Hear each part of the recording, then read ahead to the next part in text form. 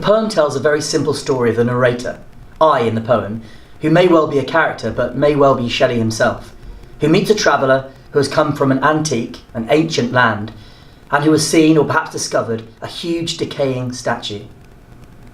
We then share the position of the narrator, listening to the traveller's description of what he has seen. Like the narrator, we are left to imagine and to think about the image he describes. Interestingly, the narrator never gives an explicit judgment about this image. After the first line and a half, he doesn't speak. But we can guess at his opinion based on the language used and also perhaps based on what we know of Shelley from his other works. It's a reflective poem, with a clear theme running throughout it. We are given an image of a once huge and magnificent statue, which was part of a colossal building project. The statue was created to glorify and also to preserve the name of its creator, Ramesses II, or Ozymandias in Greek, which is obviously the name Shelley has chosen. And now the statue is in ruins, fallen, half buried in the sand and forgotten. It's in an empty desert. Remember, in 1818, when Shelley wrote the poem, the statue had only recently been discovered by archaeologists. Shelley is asking us to think about the theme of great power and how short-lived it really is, how it is destined to be overtaken or forgotten.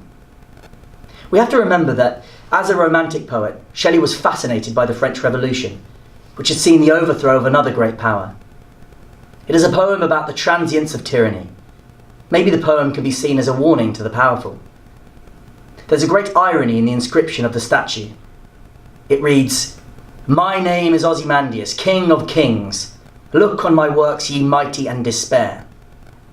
Originally, this was a boastful warning to other powerful, mighty figures, that they should despair because they would never be able to build anything as impressive as this statue, originally part of a funereal structure for Ramesses. But the mighty and powerful who see this statue now would despair because they would be reminded that their own power would inevitably end in ruin and decay. This is a good reminder that all art has an afterlife and that its meaning changes over time. What was once a boast has become a rather sorry warning. And we should remember that Shelley's poem takes on new meanings over time as well.